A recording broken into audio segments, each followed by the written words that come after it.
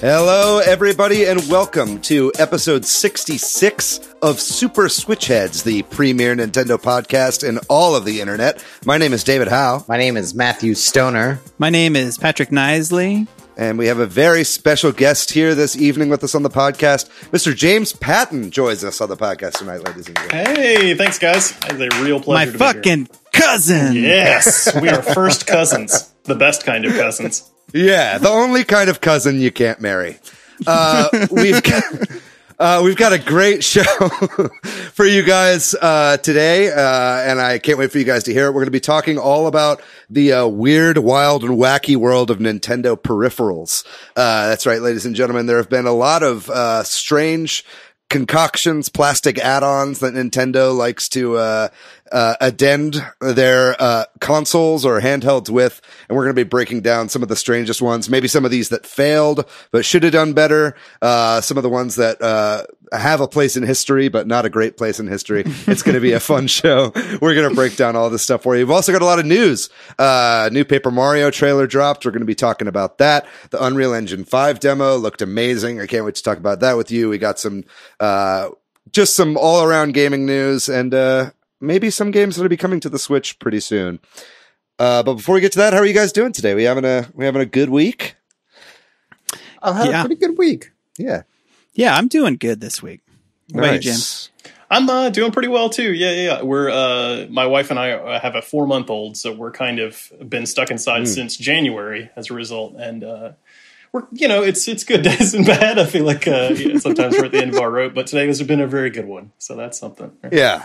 That's pretty good. That's like a mandated paternity leave, I guess. I've been doing pretty good too. I've been reading. I've been not playing as many games recently because I'm reading a book, and that feels there. Nice. You go. What book are you reading? I'm actually rereading a book called Seven Eves right now. You guys should check it out. It's a novel by Neil Stephenson about the moon exploding and then the fallout that happens to the Earth because of that. It's very fascinating. Cool.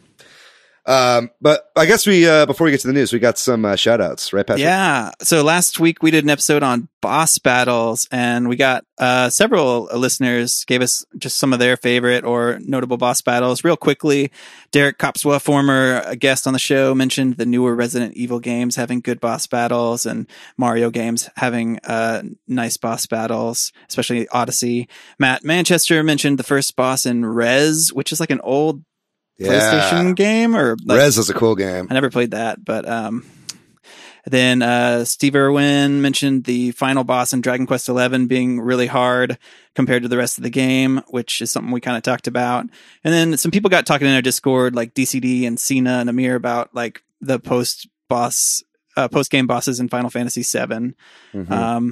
And then also we got a message a long time ago from somebody named Johnny Andrevsky. We just wanted to mention you because you sent us a nice note about how you like some of our sort of more topical the episodes where we dive deep into things.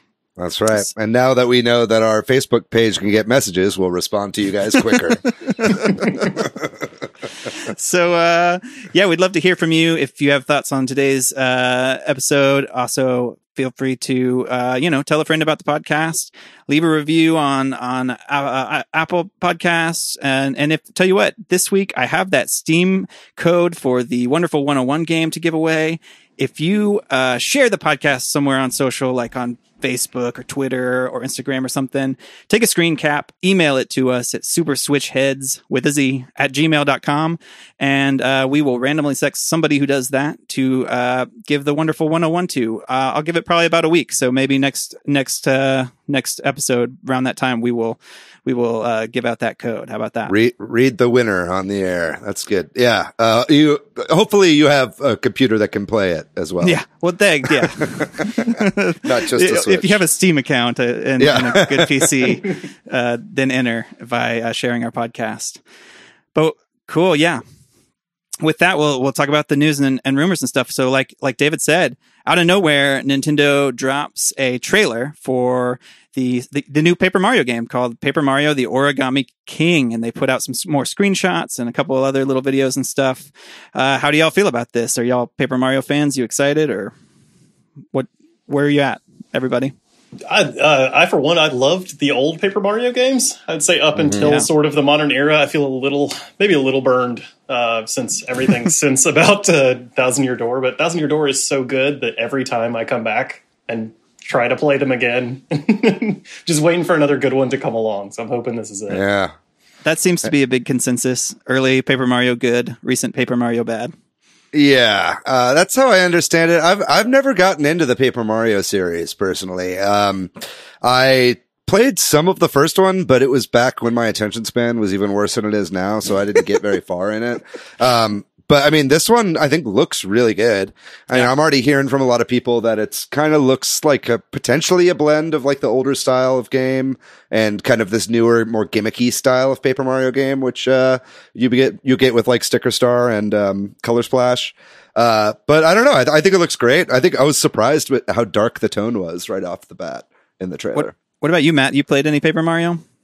No, I haven't played any Paper Mario at all. I'm in the same boat, so I'm excited to try it because I'm trying to try all these franchises that I've missed out on the Switch. I love the trees and stuff. The origami look. I think looks really, really neat.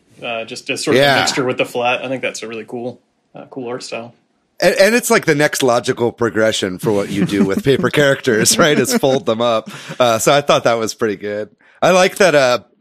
Bowser seems to be a sidekick, but he's just like a tiny little folded square of his face. Yeah, exactly what I was going to. It sort of feels like because he was an ally in Super Mario RPG. It kind of feels like he might be there again. Right.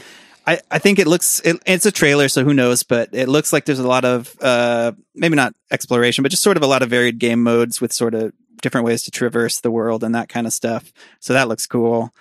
It's coming very soon, July 17th. So we only have less than 2 months now to wait for this game. So that's man. cool. If this was announced at June E3 Direct, we would have only had 1 month until this game, which would have been even more hype. Yeah, and maybe we can get into some of that speculation soon about when this would have been or what this means. But relatedly, the trailer ended with Mario wearing a Metroid Samus helmet. For like a somewhat lengthy little sequence there that felt like a direct tease or Easter egg or something. Did you guys think this definitely means we're getting Metroid, or was it just a fun thing? Might be related to the game itself where you can wear different helmets or? To me, I mean, there was also a Donkey Kong head in that same room at the end. Yeah. It seemed like it was like a costume room of Nintendo stuff. Who knows what kind of context that scene is in the story of the game.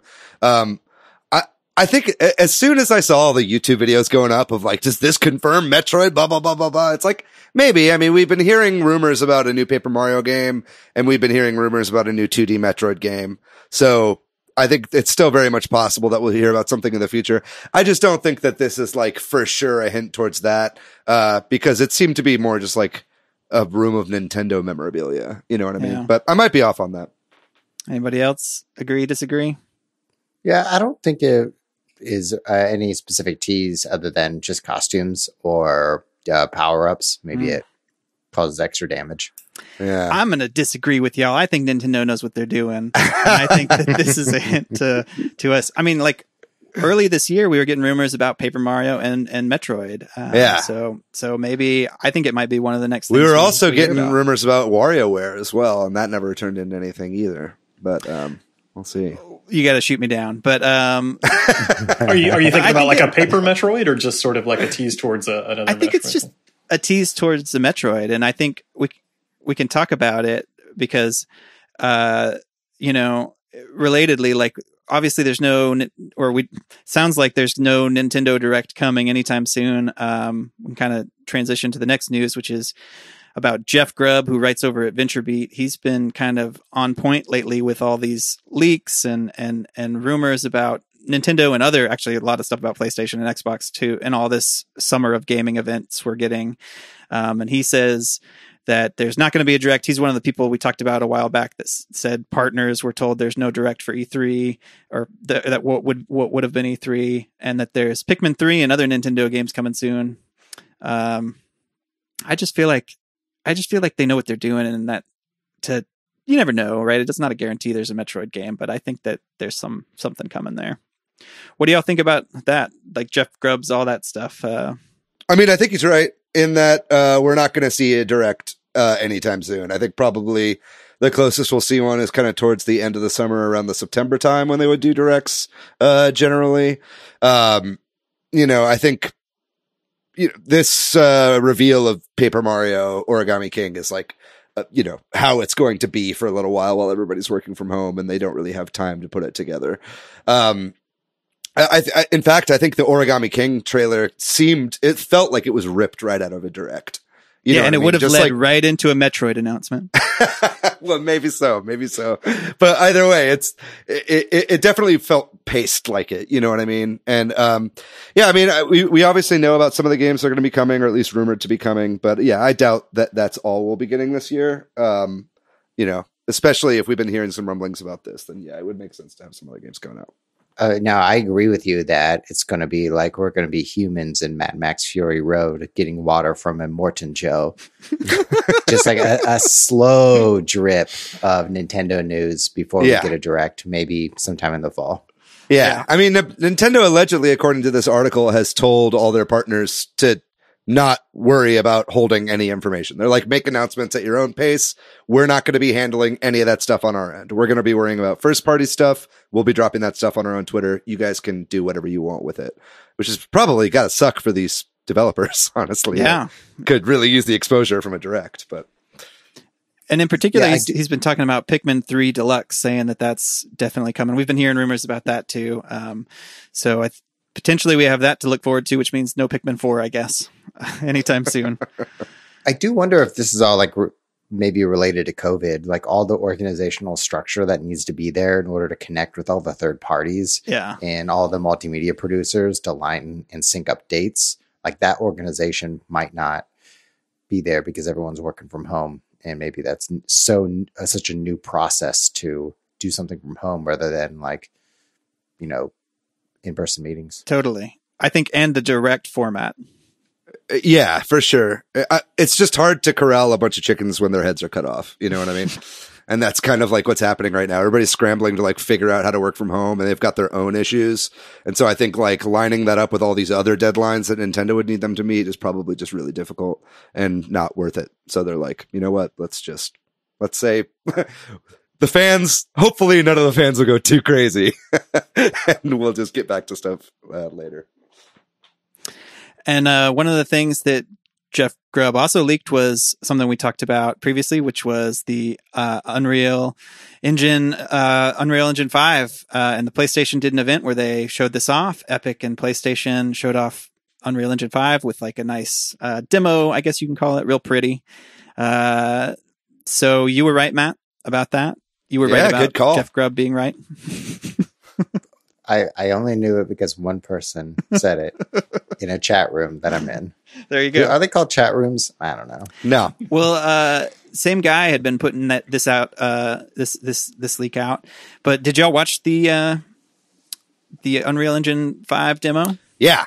It's really Any thoughts incredible. on that? Yeah. It just, that's a pretty simple thing to say, but gosh, just the sense of like the light bouncing off of the different surfaces and stuff, it really is pretty remarkable looking. Mm-hmm. Yeah, the part of the demo, whenever they turned on they just turned on all the wireframing and zoomed out, and it just looked like TV static because everything was just so detailed and all the individual polygons were so tiny. That was pretty mind blowing. And yeah, like you said, James, the like specular lighting being able to change on the fly like that. And it's not even using ray tracing, right? It's using its own like in-engine form of light scattering or whatever you would refer to that as. So yeah, I thought it was pretty remarkable stuff. So we have that to look forward to with the next gen. I don't know that every game will look that great, or any game, maybe even some people are saying, right. But really you nice know what demo. This is total speculation and this is just a gut feeling, but it really reminded me of I've been playing Jedi Fallen Order recently. Didn't that demo give you like pretty heavy Jedi Fallen Order vibes? Like when she was like climbing up the wall, like the animation was really similar. And then when she like kind of squeezed through that little opening in the wall, it's like, I don't know. I was like, Are they using this engine for that? Like, is this kind of like a little bit of a hint? But I mean, clearly it was a demo that was made as a vertical slice to like pack everything in it and have it run as good as possible.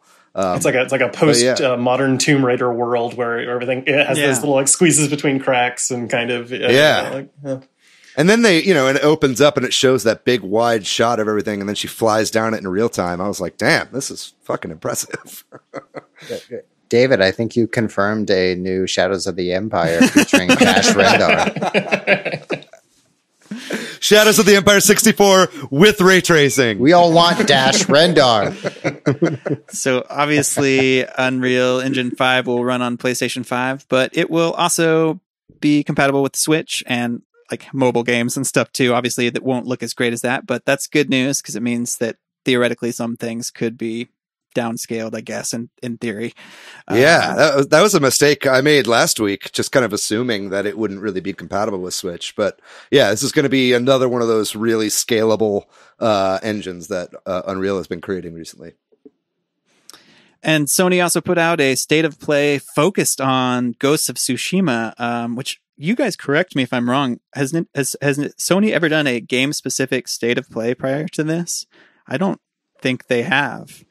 I may be wrong about that, but so I think that was interesting. I thought they've done one for Ghosts of Tsushima already. No, I don't think so. I think they just did this one. Last of Us 2? I don't think so. I correct me if I'm wrong out there. Wait, let us know. Iron Man VR. But I thought that was interesting in and of itself, and that game looks cool. Obviously, we're a Nintendo podcast, so we don't have to spend too much time on this. But it's a big gaming event thing that just happened. Did y'all watch that or have any thoughts? Anybody excited about that game? I missed this one. It looks amazing. Yeah. It's Assassin's Creed in feudal Japan. And they're doing some interesting things with like the UI. Like there's no visuals of a UI on screen really. Right. Isn't it like the like leaves will kind of guide you where you need to go, and birds, like flocks of birds will kind of help you around. Yeah, it's pretty cool. I think that's interesting. Mm-hmm. Yeah, it's like they're using particle effects to communicate to the player like what to do. I think that's a cool idea. Gone are the days of like the BioShock arrow that just points you where you need to go. Or just like everything is yellow where you need to go. Oh, there's just some caution tape and also a yellow ladder over here. So come this way. Sucker Punch, they really owe everything to the original Donkey Kong Country, which famously also did not have a UI because Diddy Kong was your health bar. And then Phil Spencer was on was talking to Business Insider and mentioned sort of casually, I think this is an interesting point, that he thinks that next year is going to be hit really hard by game releases next year are going to be hit really hard by COVID, and we're going to see more issues kind of down the line. And I think that's an interesting point that we've kind of talked about on the show before, and it kind of leads to our next topic a little bit. Which, a lot of us think about, games getting delayed now, but, some of the stuff of cleaning up and finishing a game is probably easier done at home than some of the early work of, working as a team and that kind of thing to design a game. And Nintendo put out the English translation of their conference call Q&A, in which a lot of the questions and answers were really about sort of delays, about COVID, and in particular, some of the hardware issues they're having with some of their sources. Obviously we've seen Switch is in high demand and they're not being able to meet it. And some of that now we're realizing is due to the supply chain being limited by the pandemic. Bloomberg put out a big article about that too. So, obviously, what do you think about that? Do you think we're going to be seeing, a big sort of, desert time for video games after all the ones that are being wrapped up here, or think they'll find ways to work from home? Or I suspect the sort of bigger AAA stuff is going to be delayed heavily, right? Because of the same reason that you were talking about. You need sort of big teams, and you can imagine like crunch plus all in Zoom meetings has got to be just doubly awful. Yeah. But I imagine, like smaller indie studios, this might give them room to start popping up more, like it might give them more of the spotlight. Totally. I think the little indie studios are going to be largely unaffected, in fact, because I think a lot of them already work remotely and from home. But I mean, to answer your question, Patrick, I think absolutely. I think Phil Spencer's spot on here. I think not only is the video game industry going to see quite a bit of a drought in 2021 because games are worked on for the years up to the release. But I think we're going to see that in everything. I think, Hollywood has been shut down now for months, and it's like, we're going to have a nice little bit towards the end of the year, where all the movies that were supposed to come out this summer are going to come out. And so everything's going to seem totally fine. But then it's not really until next year that we realize, production has been shut down. And so a lot of the stuff that's, has to be done in person to prep for a big game or a big movie, like say motion capture or something like that, or photogrammetry or there's all these different elements that you can't really do from home. And I think that stuff is definitely going to lead to some shortages next year. Yeah. And we've speculated about it before, and it's just speculation, but will those next gen consoles be able to come out if these supply chains are being affected and countries where manufacturing's done aren't, depends on what happens. We don't know, but it just, right. We'll see. And then spoiler alert, it's going to be tough. Yeah. This is the killer source here, but someone on Reddit said that Nintendo of America repair centers may be back open. I guess that they had some success sending in something for repair recently. Yeah, so it was user Matt BSG on Reddit posted about how he's been getting emails back from Nintendo saying that parts that had been sent in for repair before the pandemic are now starting to get sent back. So obviously take that with a big grain of salt. We're still learning stuff about this. This is pretty new, but Nintendo actually did update their website with some information about this. And the copy on their website says, depending on the state or province, some repair centers are gradually restarting services in accordance with local guidelines in place due to COVID-19. So according to them, it's on a case-by-case basis. So definitely if you're having Joy-Con drift issues, now would be a good time to reach out and see if that is the case. Yeah, I am. That's essential employee stuff right there for sure. Yeah, it fucking should be. Yeah. And then Evo, which is now an online event, put out their schedule for what games are going to be. And Smash Ultimate was supposed to be part of Evo back when it was going to be an in-person event, but it has been cut from the lineup. It is no longer part of Evo, will not be part of Evo Online 2020. Not a huge surprise. The game has issues with its netcode, doesn't play online. It's not terrible if you have an okay internet connection. The other people do too, but that can't be dealt with in a competitive environment like that. So I was just so surprised that like all the comments on this announcement on Reddit, everyone was like, makes sense, checks out. Yep, I agree.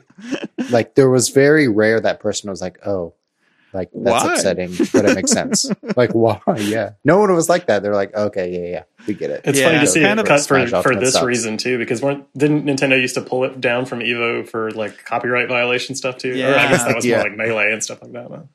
It was back in the dark ages.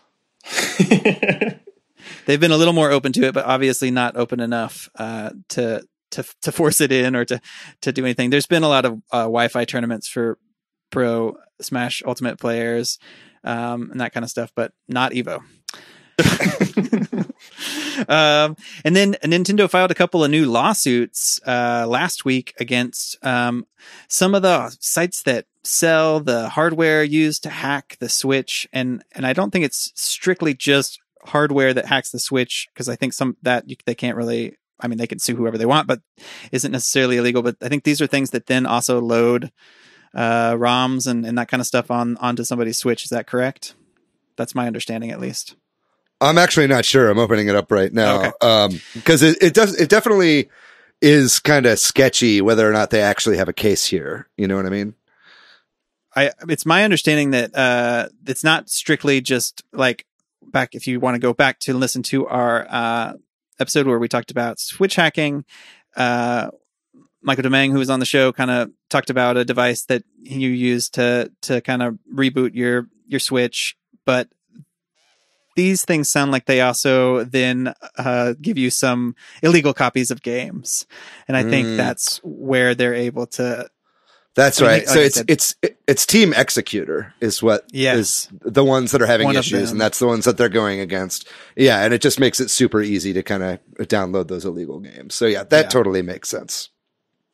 Yeah. So again, I think, hardware that just lets you play around with your own device, that makes sense. And it doesn't seem like they're going after that, but stuff where their IP is directly being like held on servers or uploaded onto your Switch directly from this stuff. They're trying to hit that hard. Nintendo is being litigious Nintendo. Yeah. But if you were strictly going to buy that to play a few Super Nintendo or Nintendo games, well, maybe they just got added to NSO. Not your best transition, Patrick. I'm not going to lie. Pretty solid. Thanks. Pretty solid. I was trying hard. I just came up with it. Nintendo has updated 4 new games coming to their NSO, the NES and the SNES apps online, 3 Super Nintendo games and 1 NES game, Rygar for the NES, and then Operation Logic Bong, Panel de Pon, and Wild Guns for the SNES. Are any of these games y'all played? Or I guess probably not Panel de Pon. That's only a Japanese game, right? You just said the games, and I already forget them. I genuinely think the NES Rygar is pretty solid. I think it's like the only situation maybe where the NES version is better than the arcade game. Rygar's pretty fun. I don't know. Yeah, I hear a lot of people talk about that one. I also like Wild Guns. Yeah. If you've ever played, there's an arcade game where you play as cowboys. I can't think of it. Sunset Riders. Sunset Riders. Yeah. If you're looking for Sunset Riders with robots, then Wild Guns is your game. Doesn't that have? It's one of those things where you sort of control like a marker on the screen to move that around as opposed to a character, right? Doesn't it have like a it's like the Rambo arcade or like a Terminator 2. My immediate thought was like, I think Terminator 2, for Super Nintendo works that way. And then what's the Revolution X, the Aerosmith game, I think works that way. Oh my God. Revolution X, where music is the weapon. You got it. That's the one. We've talked about that on the podcast before, I believe. They were right. The music was the weapon, in fact. Basically, this is unacceptable, I think. I think, like, sure, you like Rygar. Sure, you like this cowboy game, but it's like, it's not any of the Donkey Kong Country games. Yeah. It's not Chrono Trigger. It's not Final Fantasy. It's not like any of these games that we really, really need. It's not N64 games. The speed at which they're releasing games on this service is far too slow, and the quality is way too low for either of these to be acceptable. I think if it was coming out more frequently and the games were these kind of more cult classic games rather than like the really popular games everybody likes, that would be fine because we'd be getting a fuck ton of games. Or if it was releasing at this pace, but with better, more high quality of games, I think that would be great too.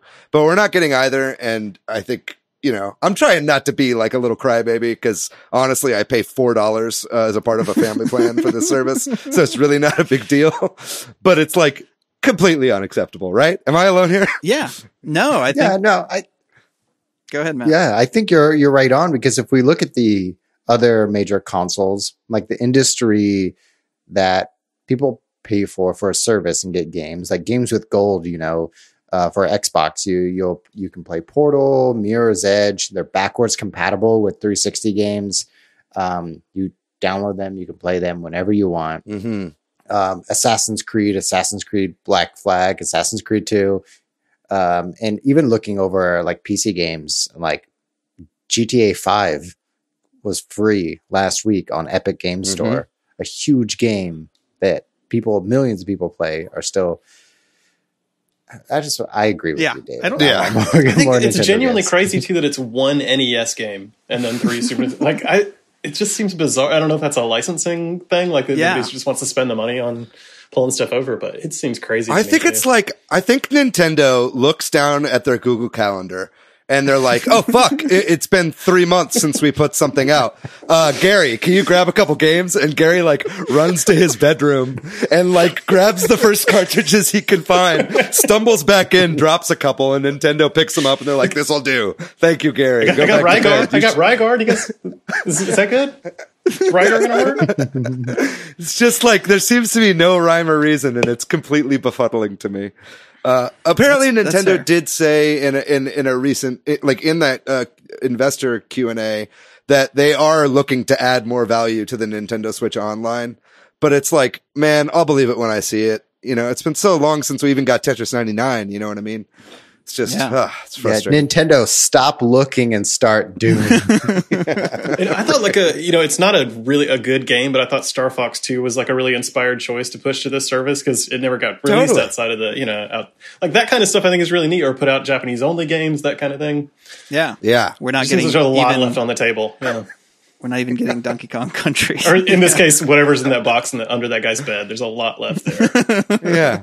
I better get a fucking real slick HD Donkey Kong Country Trilogy collection for waiting for this long. That's all I'm going to say, dude. I want to play that shit on my Switch so bad. Well, I think we'll take a quick break and then we'll get into, like David said, the sort of weird and unusual hardware and peripherals that Nintendo has put out over the years. We'll do a quick survey of all that when we come back. Sorry for losing my temper.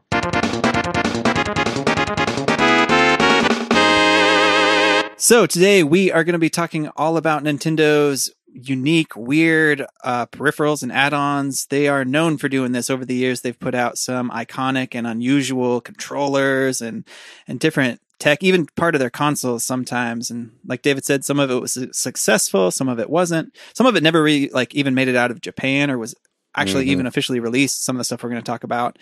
And then obviously there's a lot of like third-party peripherals, but we're going to mostly focus on the first-party Nintendo stuff. And I think one interesting thing that you'll kind of see out of this is that like a lot of the stuff that they sort of tinker with then kind of becomes stuff that comes more fully developed later on. That's one observation I've made, but see if you agree or not as we go forward. So we'll kind of just try to do excuse me, just as a subtitle for this segment, I'm going to call it horseshit that is filling up James's closet next to him. Yeah. So one of the reasons when we talked about doing this episode that I thought of you, James, was you have a great video game console collection. You've got a lot of consoles and all these kind of crazy things. I think I'll throw it to you on some of the ones I know about, but obviously interject if you own. I have a lot of the stuff actually that we're going to talk about today. A lot of the stuff that's... He's got the vitality sensor, ladies and gentlemen. You heard it here first. So we'll go in order of, the way things came out and we'll kind of just go quickly, but obviously y'all jump in if y'all have something to interject and don't be afraid to interrupt me. So back in the NES days, Nintendo first came out with Rob the Robot, which when they launched the NES, which was a way to get them into toy stores and because video games were kind of looked down upon because of the crash of the video game market. It's a way for them to kind of get stores to stock them. They had this toy robot thing. I never have actually seen one of these, but David, I know you had one. I got a robotic operating buddy with like a garage sale of NES stuff that I got when I was kind of young. We got an NES with a bunch of games and it came with a Rob.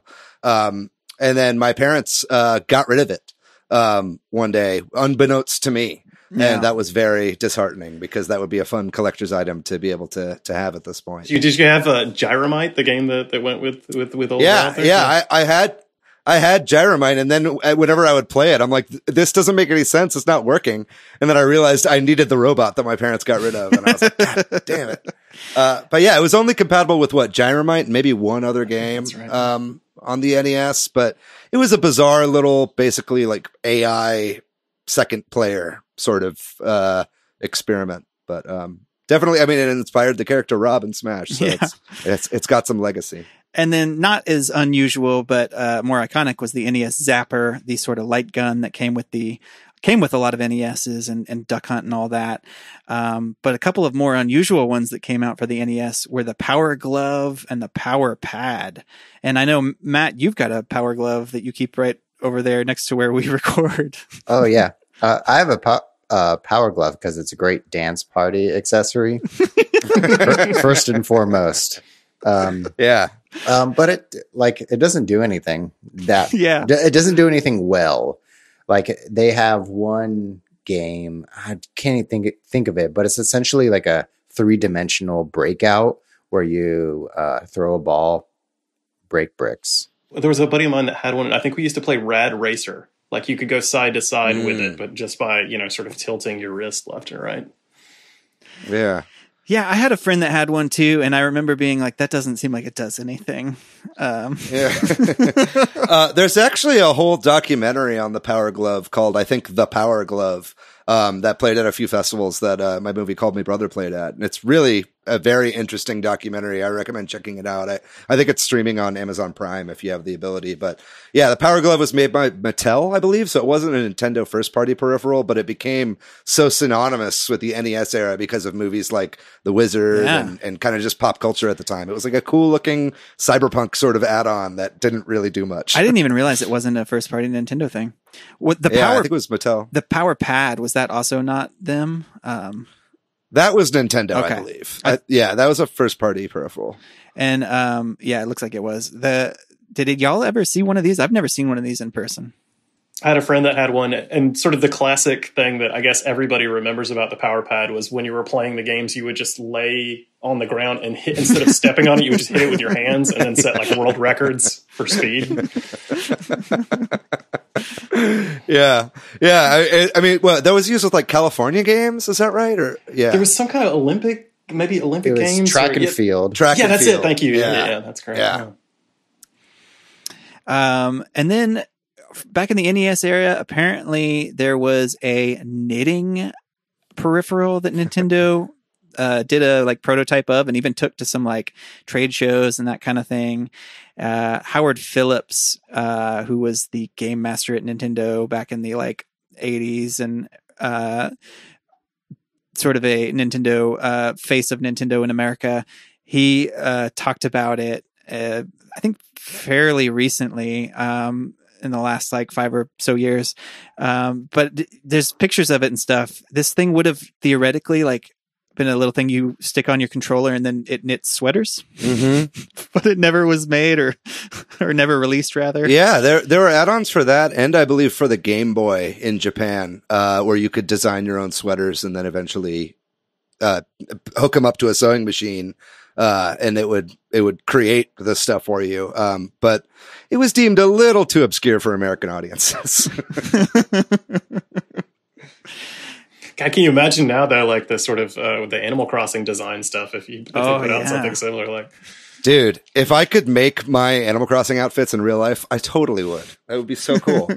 This, can I read some of the ad? This. Please do. It's got an ad that's it's a picture of this knitting machine connected to an NES, and 50% of the picture is text, and it says, "Now you're knitting with power." And then it shows a picture. You're looking at the Nintendo knitting machine. It's not a game, not a toy, not something a young girl can outgrow in 3 or 6 months or even a year. So they were aiming for the female market, I guess. Yeah, and then promptly gave it up for the following 15 years. Oh, man. That's some bad copy, I guess. Yeah, I think people just didn't really see the point back then. And you mentioned the Game Boy when you were talking about this. There were a lot of peripherals for the Game Boy that, because of the size of the Game Boy, just feel funny in and of themselves. But the one that I had, and we'll talk about a lot of them, I'm sure, was the Light Boy, which was like a big magnifying glass thing that also had lights on it that you could stick on your Game Boy that doubled the size of it, basically. Yeah. And then it would sometimes have those like flap out speakers and everything. So it was like, it just like turned it into a monstrosity that really proved how OG of a gamer you were. Yeah. And there was a Game Boy camera and a Game Boy printer. Did y'all have any of those, or did y'all ever mess around with those? I didn't have those. I got the camera and the printer, but kind of late in life. It was when I was like in high school. I found one at a yard sale. Gotcha. And the camera games were okay. Like, there's kind of fun stuff and, little pixely pictures and that kind of thing. But there was still even some printer, some like sticker printer stuff when we bought it. So I played with that a little bit. I'm just like, we've talked about a knitting machine, and now we're talking about a printer. Like, I'm just trying to think, like, Nintendo wants to create these unique, novel experiences, but also like integrate with like things that we hold dear. Like, taking photos of our family.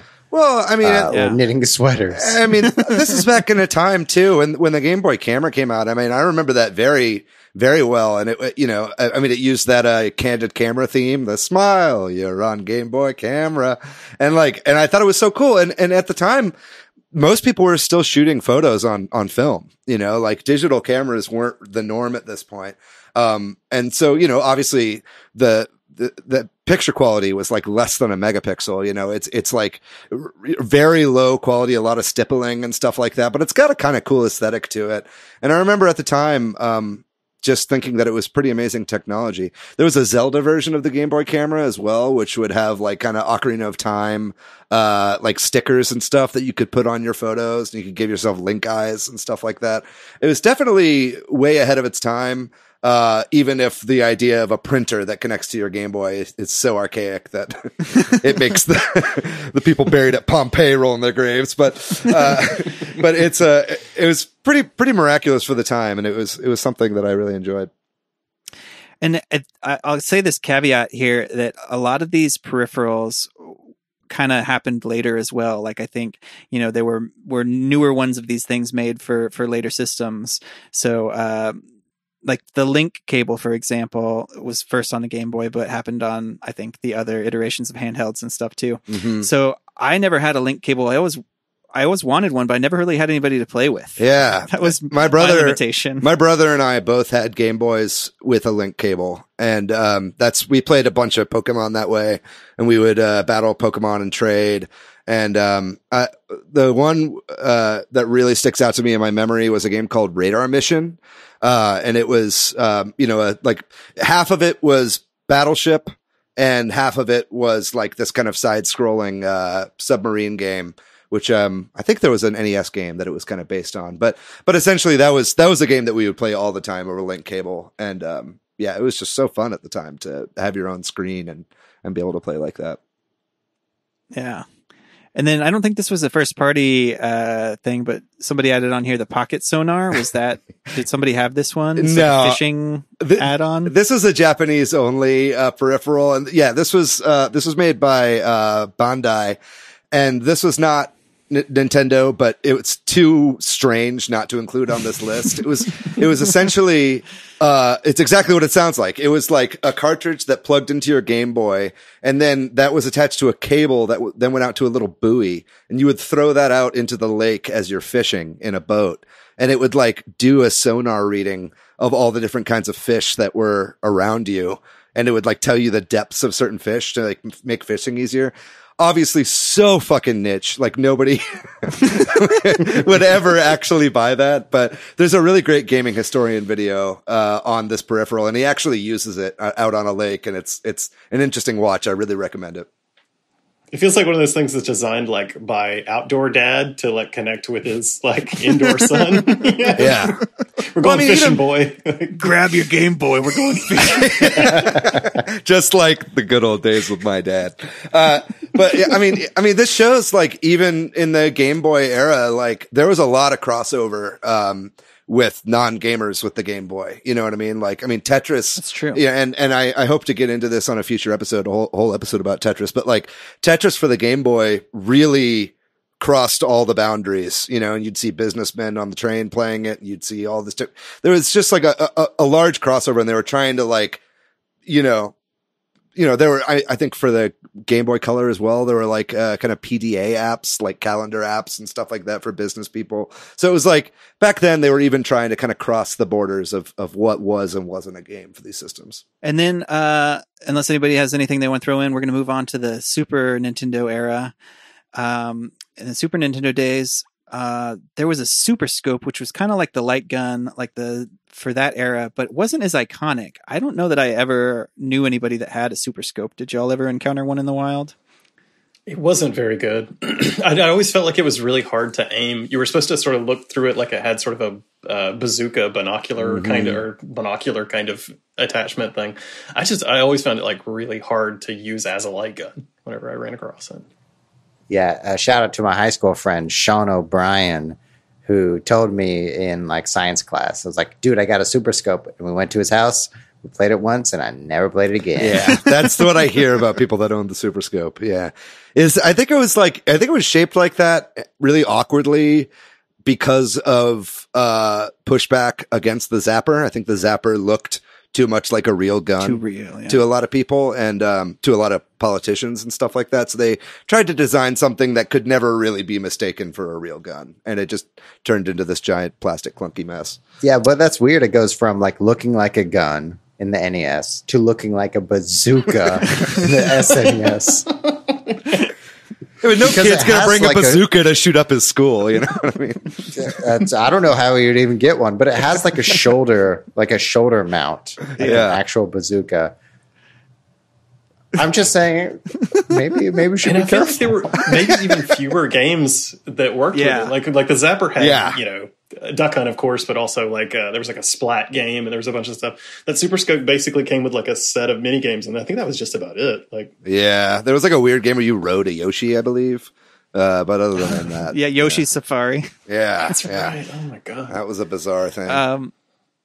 And then they came out with the game Mario Paint, and they came out with a little mouse, a Super Nintendo mouse that came along with Mario Paint. Hell yeah, I never had Mario Paint. Did you have that, David? Yeah, I did. I loved Mario Paint so much. I actually played Mario Paint so much that I wore the mouse down, and like the little mouse pad that came with it. Yeah, Mario Paint was so fun. From just like drawing pictures to doing animations to that just super fun fly swatter game that used the mouse. Mario Paint was an awesome game. This is a thing that I still have in the closet. I just dug it out the other day, actually, because it was one of those like rollerball mice. So you really have to open up the bottom, and it's just full of like dog hair. Yeah, yeah, it's so nasty. You have to clean that fucker out. Yeah, yeah.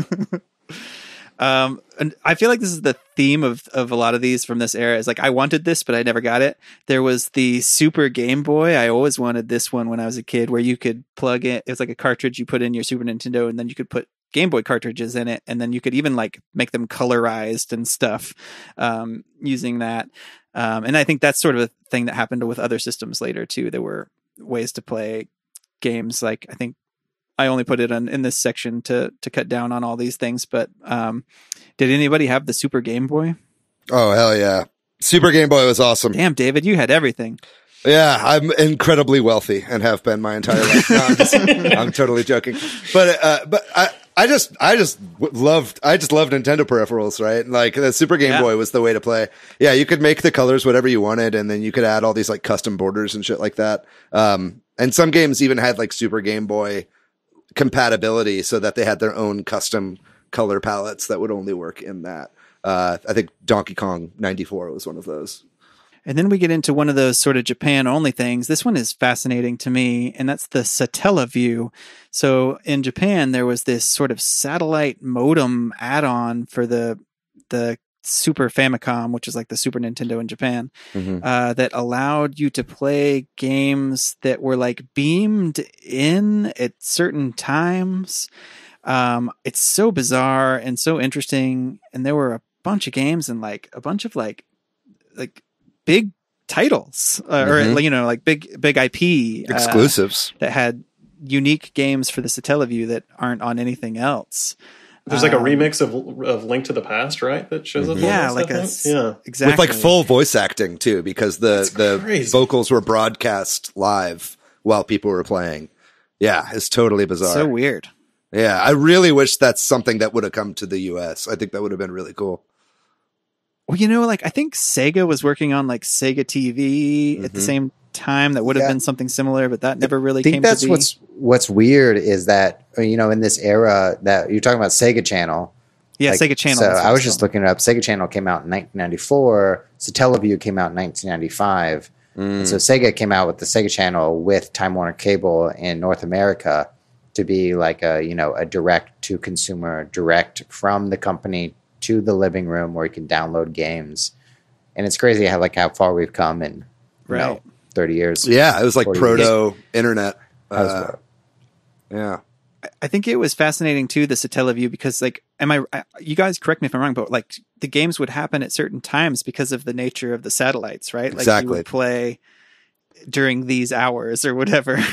Like, I think that's like, oh, rush, because we got to play in our block here. I think that's just really interesting. You know, too. Fun fact, that's why you can only play Salmon Run at certain times of the day, because it's beamed from satellites that are in orbit around the Earth to everybody's Switch. Yeah. And there's that nice little thing in Mario Odyssey where he wears the Satellaview suit. That's one of the like costumes you can get, which I think is where I first learned about Satellaview. It's kind of interesting to still think of that. Satellite's probably like just space trash now, just hanging out. Yeah, right. Just like constantly broadcasting one woman's voice, like talking about Link in Japanese. Some alien's going to pick that up years from now and be like, what is going on?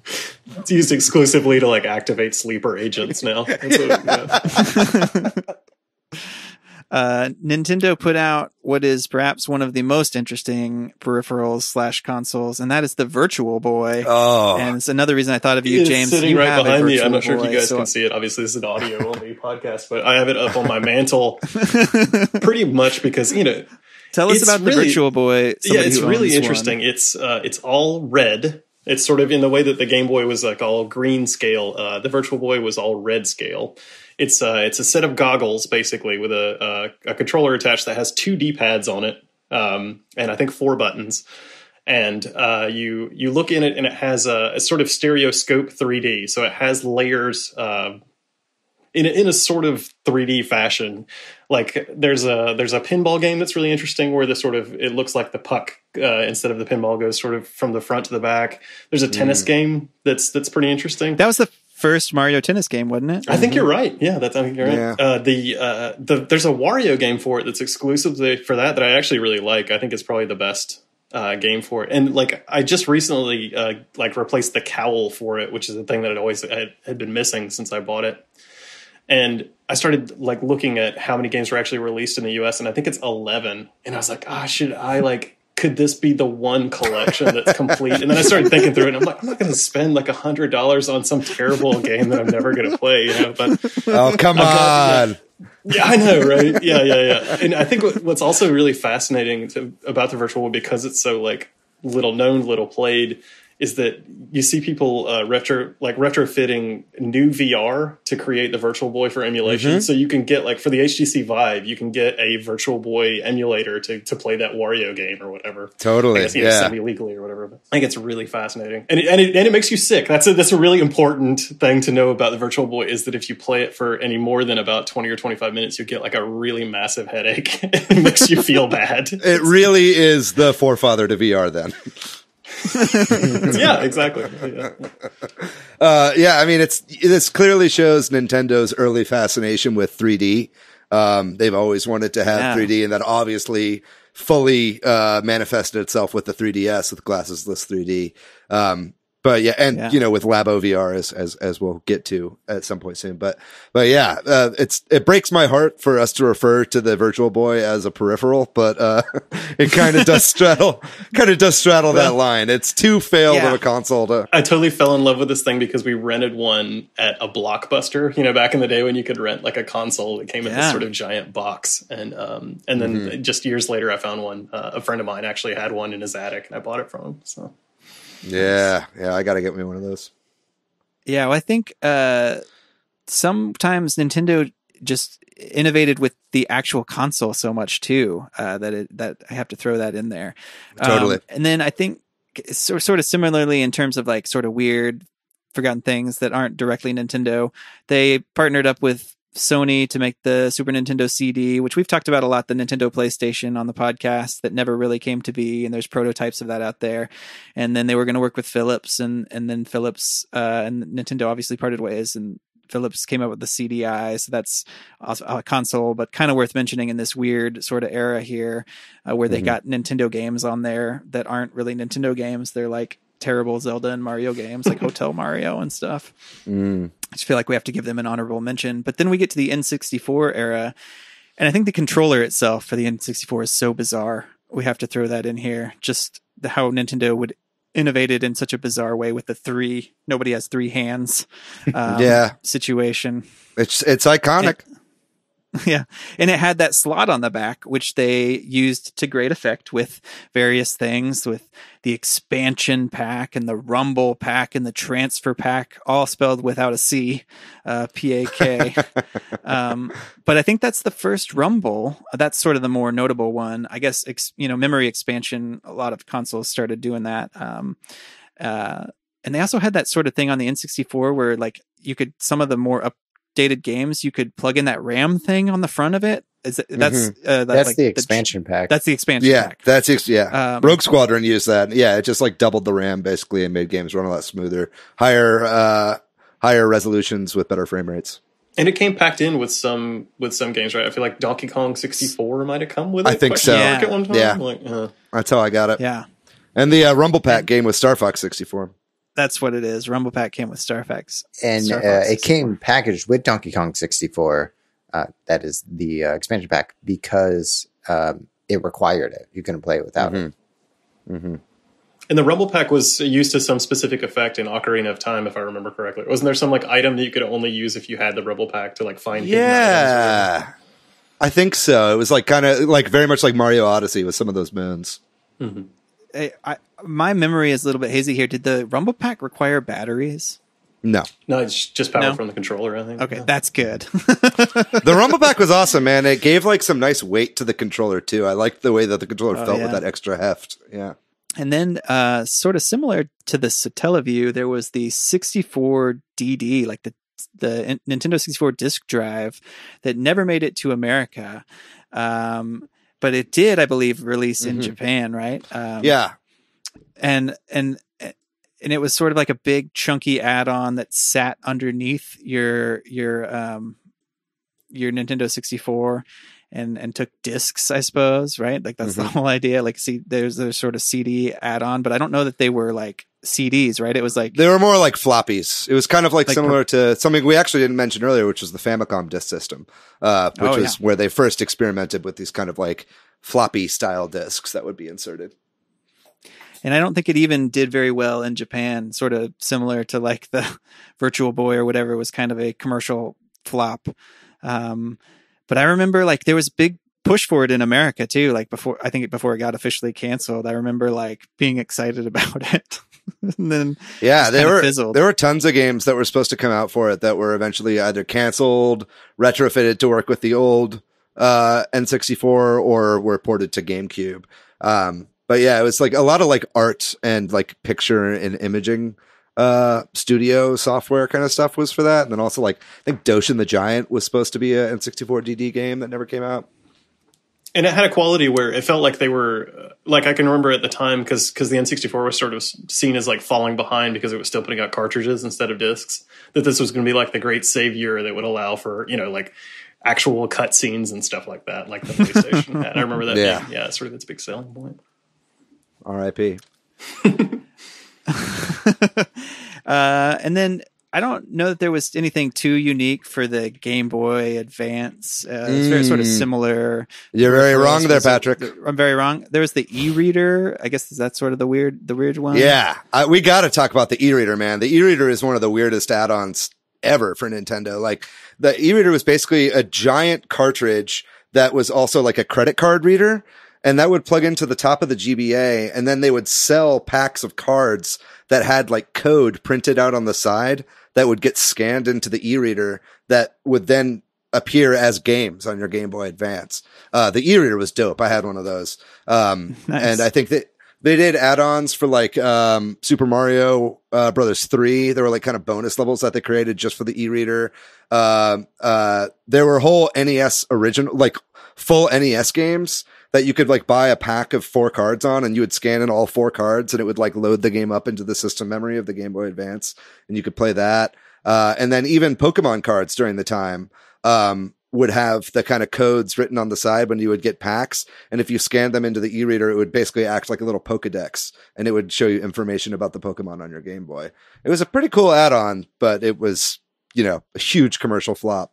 And they had like a wireless adapter, which was kind of like the link cable, but like allowed you to play your Game Boy Advance wirelessly with other people in the same place. It was infrared, right? That was built straight into the system. Yeah. Okay. Anything else for the Game Boy Advance that was unique to that other than the e-reader? Or E-reader's dope, dude. I'm telling you right now, the e-reader was awesome. We get into the GameCube. There was a link cable to the GameCube. As we're moving into GameCube, we can talk about that. It kind of like connected the Game Boy to the GameCube to allow for some control. Right, and I think certain games would let you play like Final Fantasy Crystal Chronicles. Crystal Chronicles, yeah. Four Swords Adventure, I think. Mm-hmm. Yeah. And in the GameCube era, there's the DK Bongos came out, the rhythm game with Donkey Kong only way bongos. to play Dark Souls. And like you're saying, there was the GameCube Game Boy Advance cable, and there was like a way to play Game Boy games, sort of similar to what we've talked about. I think they had a microphone during that era too. But some of the like unreleased stuff that I thought was interesting, and if I'm skipping anything y'all want to talk about from GameCube era, jump in. But like they made a version of they made like a prototype of like a screen that you could attach directly to your GameCube, because like the GameCube theoretically had the cube element where you could like pick it up and take it to your friend's house. Had a little handle. And they had a prototype for like a little screen that's a small monitor that you could take with you, and that would kind of sit right on the GameCube, which I feel like that's one of those sort of like a harbinger of things to come. Like, they were like with the Switch or something, Talking about something else, but the Game Boy player I'd never heard of until sort of doing research for this episode. And I went and looked it up because I was like, oh, that sounds like kind of a neat thing. I wonder if that would be a periphery that would be like affordable. You can buy a manufactured brand new one from Amazon for $998 if you just want to play some Game Boy games on the old GameCube. So it is by far the best way to play Game Boy games on your TV, because it could do Game Boy Advance, Color, or regular Game Boy all through the GameCube. It looked great. And then another thing that was never released for the GameCube, but obviously came out with the Wii, was like they made motion controllers, and that's that look very similar to the Wiimote and the nunchuck that they had kind of intended to be for the GameCube. I think that's where you sort of see the evolution of these consoles, really. And then similarly, like kind of like we talked about with like Sony and Philips. They were going to work with Panasonic on like a motion control thing that didn't end up happening, right? No, they were partnering. They were going to partner with Panasonic for the Panasonic Q, which did release in Japan, which was a 2-in-1 GameCube and DVD player.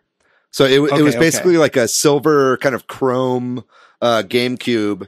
It was basically a GameCube that had an entire DVD player like jammed inside of it as well. And you could kind of switch between the modes. It's a fucking sexy device, dude. Like seriously, it's all chrome and curved and looks really cool. Man, before I die, I'm going to buy one of those. I got to find one of those in the wild. That's my goal. I saw one of those at a very niche, like video game collector shop. And I was like, oh God, it looks so nice. Yeah, they're expensive if you find one, but I feel like it's worth grabbing. I am mixing up my stories. There was the company that like pitched a motion control thing to Nintendo that kind of ended up being the Kinect, right? Eventually. Yeah. But the Panasonic Q is like like you said, just a GameCube with the DVD player kind of. Yeah. And it only plays Japanese games, and it only plays Japanese region DVDs. So it's like definitely not worth getting, but it's like still something that I want just to have. Yeah. And it's also so weird because it's a high quality piece of consumer technology. Like it looks really nice, and there's the tiny LCD screen that tells you what's happening with the DVD player. Mm-hmm. It's pretty cool. Beautiful piece of tech. We'll kind of cruise through this. The Nintendo DS, that itself had dual display, which was sort of a unique factor.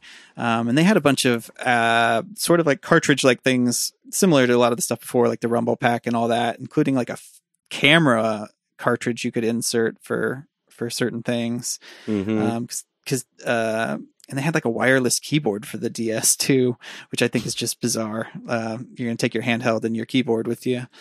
And then we get to the big peripheral time, which is the Wii, right? So the Wii itself had all the Wii remotes, which is a weird piece of tech in and of itself, with the nunchuck, and then the wheel that you could put it in, and the zapper.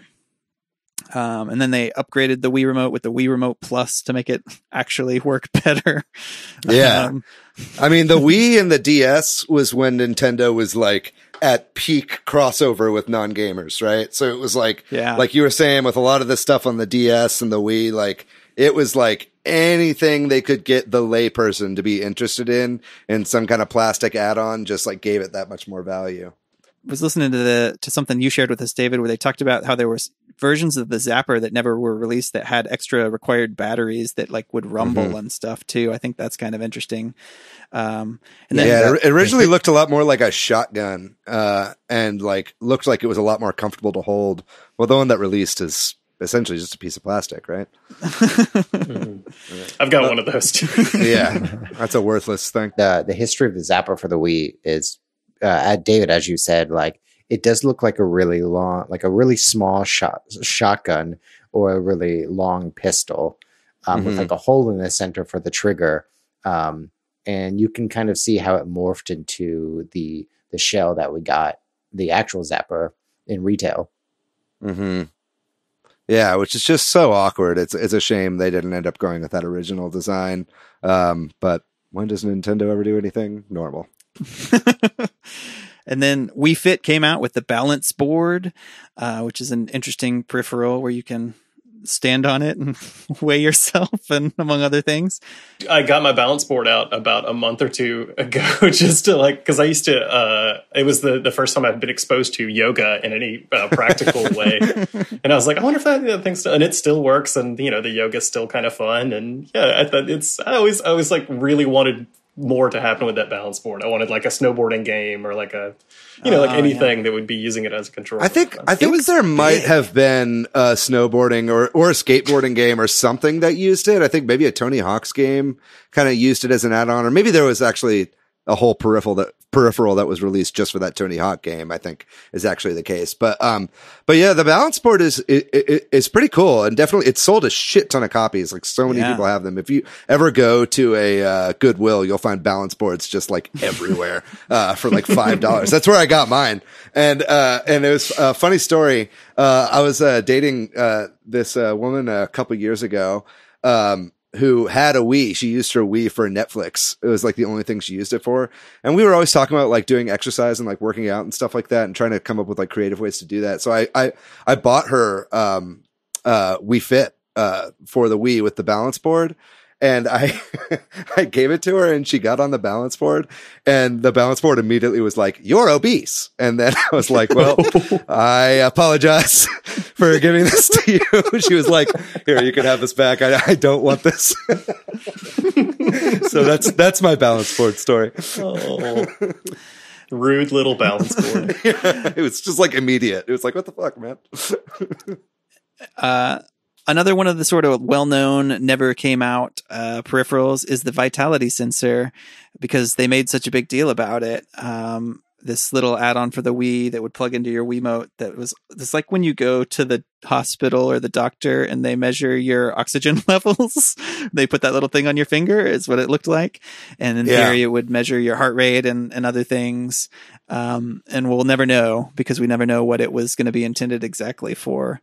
But I guess in theory, to like maybe it's kind of some of the stuff we talked about with like the new Sony controllers and stuff, where it can read you and maybe this is another example of Nintendo just being like way ahead of the curve. And I think that we will be seeing a lot more biometric stuff like this in gaming going forward, especially if the PS5 is successful with their kind of interesting controller stuff. But yeah, I mean, I think the main problem with the vitality sensor is that like no one ever really knew what it was supposed to be used for. I think that there was stuff kind of like with Pokemon Sleep, like we talked about in one of our episodes, how it's like kind of supposed to help you with your sleep cycle and stuff like that. I think the main idea was to like help calm you down. There would be apps that would come out that were all about like soothing, relaxing kind of situations, which is bizarre for a gaming console. You just reminded everyone that Pokemon Sleep is not out. No, I know. Where the fuck is Pokemon Sleep, Nintendo? We need to know. But this was a part of their, quality of life initiative, right? And they were trying to do a lot of health focused stuff around the success of Wii Fit. And, I think they, in that video that I shared with you guys on like unreleased Nintendo stuff, like, they basically said they wanted to show it off at E3, but then realized that like the show floor of E3 is so like hectic and loud that it was not a good place to show off an app that's all about like being calm. So they basically ditched it and just never looked back. It never came out. Now it's one of those kind of like old wives' tales of like strange Nintendo peripherals that never saw the light of day. And real quickly, we'll go through the rest of this. The 3DS had some interesting things. I think the Circle Pad Pro is really interesting. It's like it adds another stick for you to use, essentially. It's like a little thing that sticks on the back of your 3DS and you have another joystick. Just it looks so weird. It made your 3DS like 3 times the size it originally is. It was terrible. They should have just had a second stick on that already. And then there were the AR cards. Matt, did you know much about these? Yeah, these are just, you use the 3D camera from the 3DS and you point them at a card, and then it shows like a 3D model of a Nintendo character. And some of them might interact with each other. It's like a Mario and a Bowser. Your friend Mario would just be right there on the desk with you. Just hey, Mario. There you are. You're right there. That's another one of the fun Nintendo side projects that you play with for about 3 minutes and never touch again. Right. And just the whole 3D aspect of the 3DS too, right, was sort of a weird, like you said, David, the glasses-less 3D that Nintendo had been striving for. And there was even some, I think we kind of skipped over it, but something that they were working on for the GameCube that was related to that. They were trying to do with that monitor, was going to have it. The Wii U obviously had the unique gamepad. It had all the same peripherals as the Wii in a lot of ways, the Wiimotes and stuff, but it came with the second screen gamepad, which allowed for sort of asymmetric gaming and dual screen with a home console, which is interesting. And there was an interview with, I think, Iwata recently when he was talking about, I mean, not recently because Iwata's dead, but that I watched recently, right. Where basically he was saying that the whole gamepad idea came originally from that blue LED that's in the Wii's disc slot that would like sometimes show you notifications. Like if you had something new to download or whatever, it would like flash on your system. I think the idea was to like expand that into like a more sophisticated display that then eventually just turned into a whole second display. And so that was kind of the evolution there of how that got to that point. And a lot like the Virtual Boy, there were only 11 games that came out for it. So you can get the complete collection pretty easily, which is pretty nice. Yeah. I mean, exactly. Before you go over to the Switch, like in the GameCube, we talked about they experimented with motion controls. Right. And like in Nintendo's 2018 at GDC, they show this prototype of ARMS, like a really early version for ARMS for Wii U. And it's using like a prototype Switch controller, which came from the prototype from the GameCube. Yeah, I think it's fascinating. You can really see the evolution when you kind of see some of these peripherals that didn't make it. Because obviously the gamepad led us to the Switch. Right. Yeah. And then we get to the Switch era. Like we said, the Switch itself is interesting, but then the Joy-Cons have all this weird tech in them, some of which never really gets used until you get to something like Ring Fit, which is another weird peripheral where the Joy-Con can read your heart rate, kind of like the Wii Vitality sensor would have. So they're obviously not done with weird peripherals. We got Labo, we got Ring Fit. This generation, the Labo stuff is really weird. But I think that gets us up to the modern era. We'll get to our sort of final thoughts. Like, obviously we didn't go over everything, and we didn't even get into third party stuff. So, if you're out there and you're listening and there's something that we didn't talk about or you had great experience with or owned or know about, we'd love to hear from you. Leave us a comment or send us a message or what have you. But any final thoughts from y'all about all this weird peripherals and Nintendo oddities? I've said this on an episode before, but I would just kill to be a fly on the wall in the R&D department of Nintendo, right? Like, if this episode has taught us anything, it's that, like, not only do they constantly come up with like really weird and different innovative stuff, but it's like all informed by everything that they've done in the past. And it's like all the kind of failures that they've had throughout their career of making strange plastic add-ons have like refined in coalesce down into like new modern stuff that we see all the time. I just find that fascinating. Yeah, I just think like Nintendo is, and David, that's what you said. They're a company that has made products that suck and have failed in the consumer market, but they learn from their failures, and that informs future products to be successful. And that's why we have the Switch. That's how we got the Wii. That's how we got 3DS. And it's really cool to see the evolution of a company that primarily focuses on video games, but their focus is also just try to integrate more people to enjoy and ultimately to like have fun. Yeah. Like, Nintendo is a company that's like, that encourages people to have fun, whether that's like, now we got Ring Fit, which is just a really fun game to play, and you get to work out a little bit, get to burn those queso pounds. They really, it's interesting when you look at a list like this, like how many just big swings they've taken over the years, knowing, they had to know that some of this stuff was not going to be successful. And you think it's about something like the Wii specifically. Like I can remember seeing those early videos of the Wii when everybody was like, man, I don't know, man, like, is that actually going to work? And the button doesn't have the controller doesn't have any buttons on it.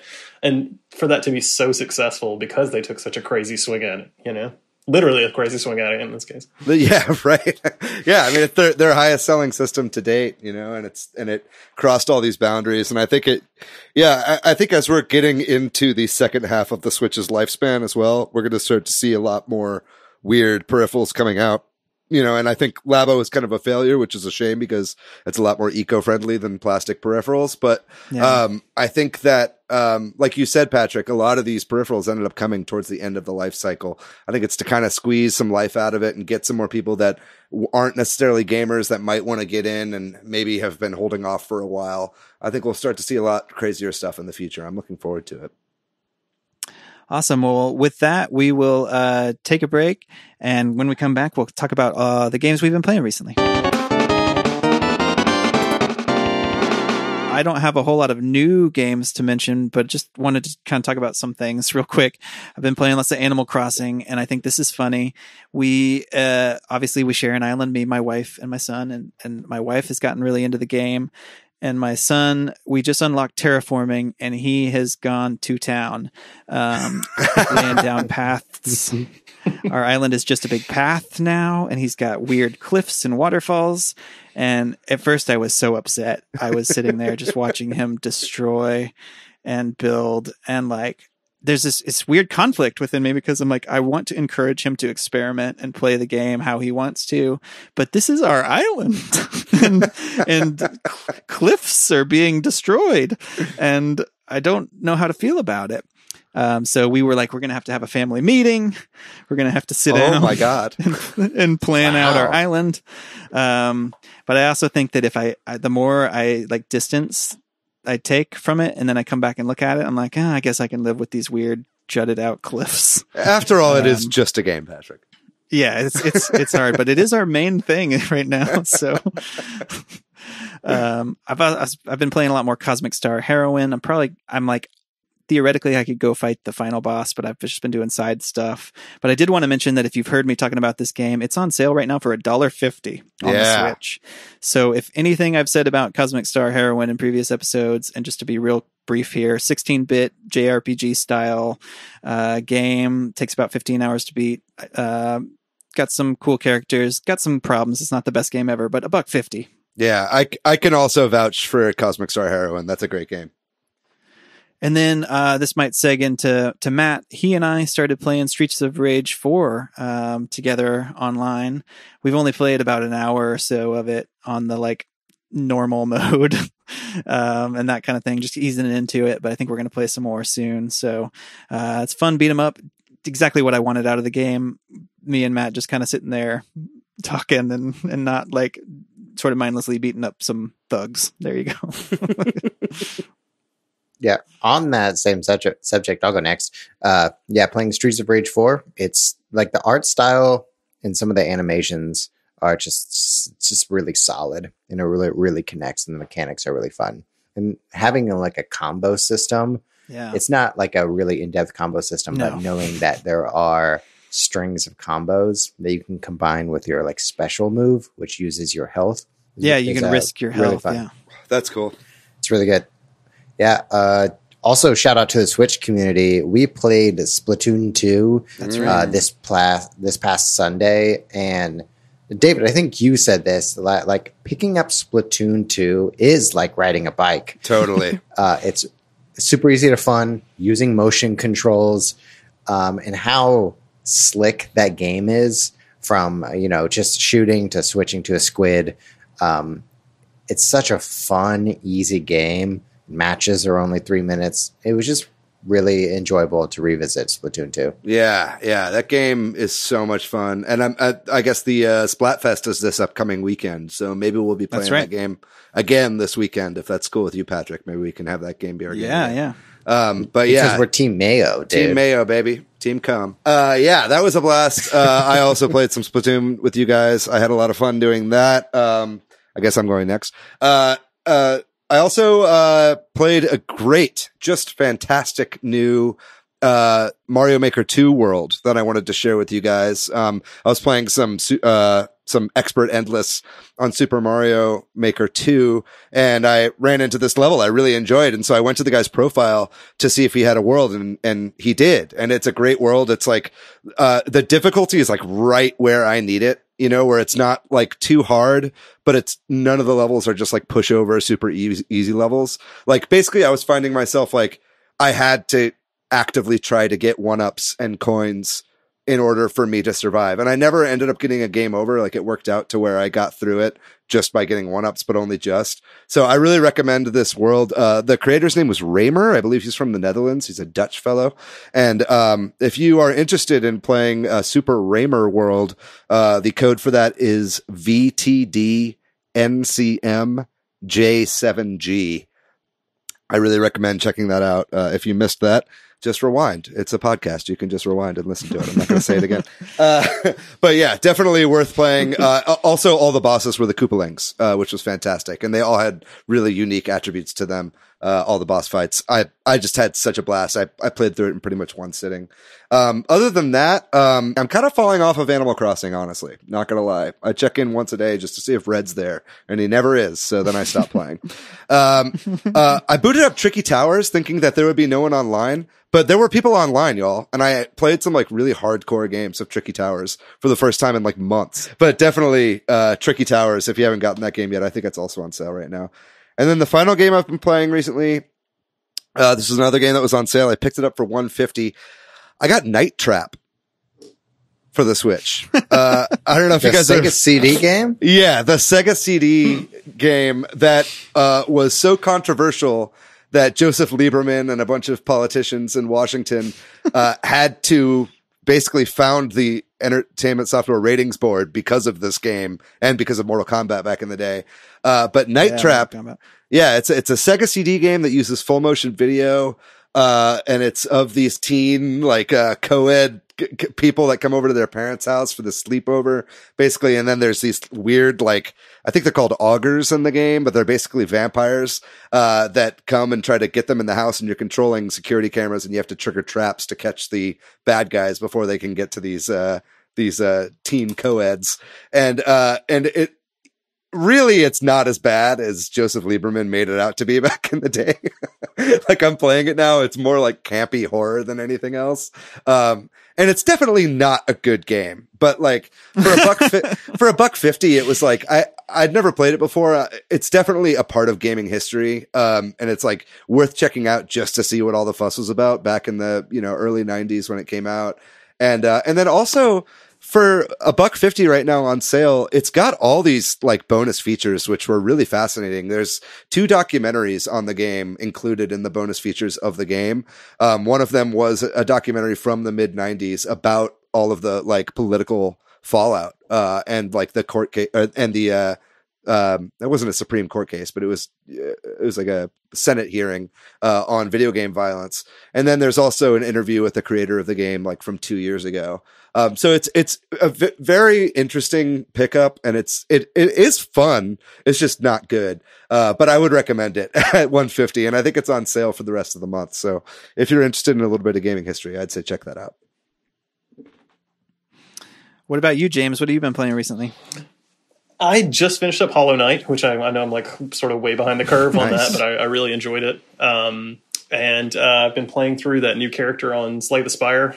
Yes. They just added in that most recent update, which is really neat. I love that game. I'm obsessed with that game. So many hours. That game is so fucking good. And then I just picked up Torchlight 2, which is also on sale currently. And I'm a sucker for like Diablo kind of mindless, especially like right now with the baby and stuff. I maybe have like an hour a night to like put some game time in. I'm like, oh God, just turn it off and give me some loot.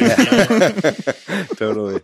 I've been liking that. And actually to Night Trap, the quality of life stuff in that new version of Night Trap is a lot better. The original version, you just sort of flip through cameras randomly, and now there's like little thumbnails, right? Or something. You can actually see like what's happening in each thumbnail. So if you see a bad guy crawling in, you can go over to the camera and trigger the traps. It's honestly like a really, really good remaster of the game. Like, cause it was all filmed, right? The game was shot on 35mm film. So they went back to the original masters and like have this really high quality video in it. Now it's way better looking than the Sega CD game.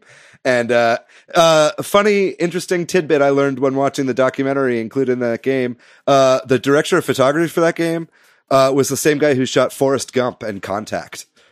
So just like a fantastic film cinematographer shooting this terrible Sega CD game. Endless fun to be had with that purchase. Right on. Well, I think that just about does it then. Thank you so much, James, for coming on the show. Thanks to y'all. Yeah, it's been really fun. I really appreciate it. Thanks to Corduroy for doing our music. Sorry to Chris McKeever. We have not played Disney Tsum Tsum Festival. I think that next week we're going to be talking about cosplay, video game cosplay, so that should be fun.